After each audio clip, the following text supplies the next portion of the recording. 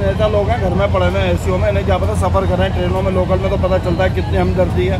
सरकार ने बेरोजगारी पे ध्यान नहीं दिया है। मोदी कोई कमी नहीं है, योगी कोई कमी नहीं है।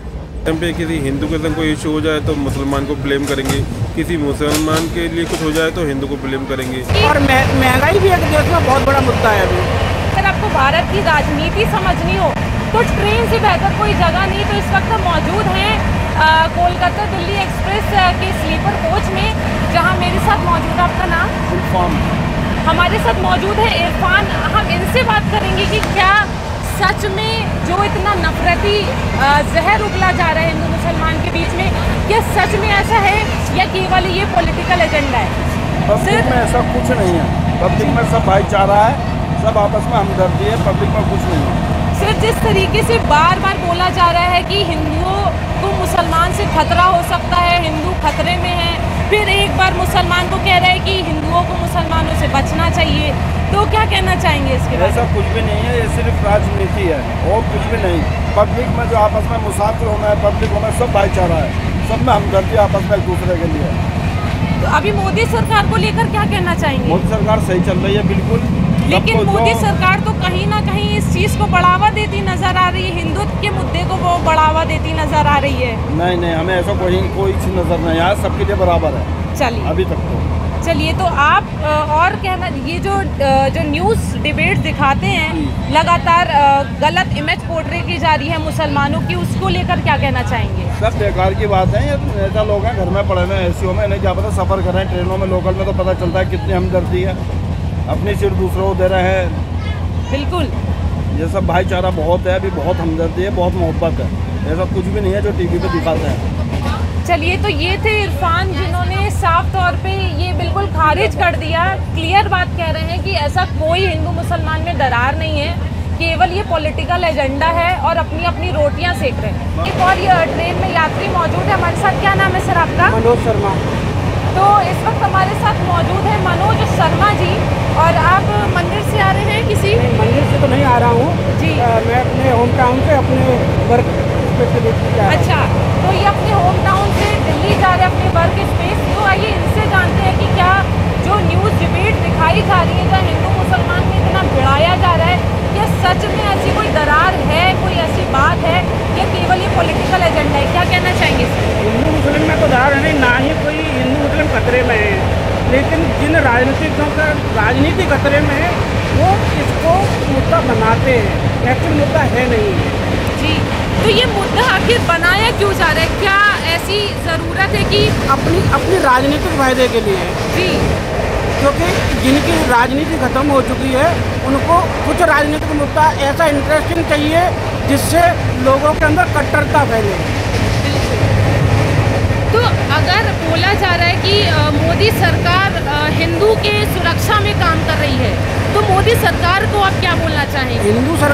मोदी सरकार केवल हिंदू सुरक्षा में काम नहीं कर रही है, वो देश की सुरक्षा के लिए काम कर रही है। केवल हिंदुओं की सुरक्षा केवल हिंदुओं की नहीं हो रही है, देश की सुरक्षा हो रही है। तो कहीं ना कहीं ये भी बोला जा रहा है कि भाजपा के आने से लगातार हिंदुत्व के मुद्दे को बड़ा गरमाया जा रहा है। नहीं, केवल जो नेता अपनी राजनीति को चमकाना चाह रहे हैं वही केवल इस मुद्दे को बढ़ा रहे हैं, लेकिन एक्चुअल ये है नहीं। तो ये थे हमारे साथ मनोज शर्मा जी। और इसके अलावा कोई ऐसा सरकार में आप कुछ ऐसा बदलाव देखना चाहते हो कि 2024 में लोकसभा चुनाव है, कहीं ना कहीं कई ऐसे मुद्दे जो भी सरकार से छूटे रह गए हैं, क्या कहना चाहिए उसके? सरकार ने बेरोजगारी पे ध्यान नहीं दिया है अभी। जी, बेरोजगारी पे ध्यान देना चाहिए।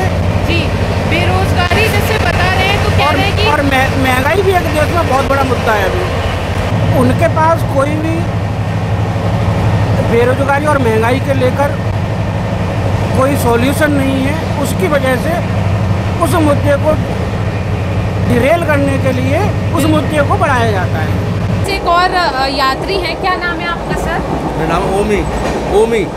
तो हमारे साथ ओमी इस वक्त मौजूद है। आइए जानते हैं इनकी क्या राय है। जो तमाम धर्म को लेकर नफरत फैलाई जा रही है, ये क्या सोचते हैं इस बारे में?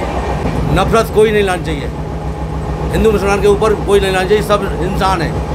लेकिन बड़ी बड़ी टीवी डिबेट्स में तो ऐसी डिबेट होती है, बहस होती है जहाँ बराबर हिंदू मुसलमान के बीच में नफरत भरी जा रही है। नफरत नहीं फैलानी चाहिए, चाहे बराबर के हों चाहे थोड़े होने चाहिए। लेकर जहाँ महंगाई बेरोजगारी मुद्दों पर बात करनी चाहिए, वहाँ इस तरीके से धर्म के नाम पर लड़ाया जा रहा है, क्या कहना चाहिए? देखिए, सबसे पहले बात तो ना तो कोई भी खतरे में नहीं, ना ही तो हिंदू खतरे में, ना मुसलमान खतरे में। ठीक है, ये तो एक पॉलिटिक्स है। आज के टाइम पे किसी हिंदू के संग कोई इशू हो जाए तो मुसलमान को ब्लेम करेंगे, किसी मुसलमान के लिए कुछ हो जाए तो हिंदू को ब्लेम करेंगे। ये तो सिर्फ पॉलिटिक्स है, उसके अलावा कुछ नहीं किसी तरीके से कहीं भी। तो आपको क्या लगता है क्यों आज करोड़ों की संख्या में लोग ऐसे डिबेट्स को देख रहे हैं और लगातार हिंदू मुसलमान आपस में एक दूसरे को गालियां दे रहे हैं? उन्हें सच में ऐसा महसूस होने लगा है कि हाँ हम खतरे में हैं, एक धर्म विशेष सोच रहा है हाँ हम खतरे में हैं?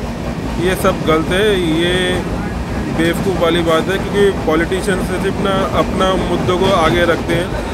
अब हमें क्या मालूम कल कहाँ पर कौन हिंदू मरा है, कल कहाँ मुसलमान मरा है, वो तो पॉलिटिशियन बता रहा है ना, हमें तो नहीं पता किसी भी तरीके से। मोदी सरकार को लेकर क्या कहना चाहेंगे, क्या काम कर रही है भाजपा की सरकार, कैसा?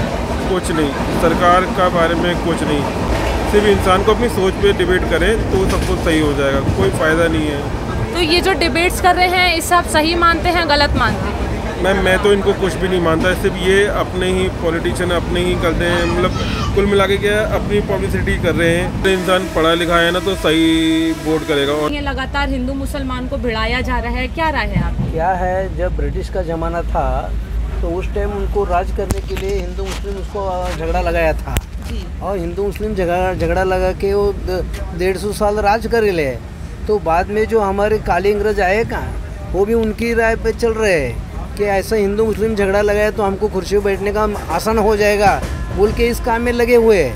मगर हमारी राय ये है कि सब हमारे हिंदू मुस्लिम भाइयों को इसके ऊपर ध्यान न देकर हमारे देश का विकास कैसा हो जाए, हमारा देश वैसा बड़ा कैसा हो जाए, हम भी एक महासत्ता बन जाए, पूरी वर्ल्ड में हमारा नाम हो जाए, रोशन हो जाए और हमारे जो युवा हैं उनके हाथ को काम मिल जाए, महंगाई कम हो जाएगा।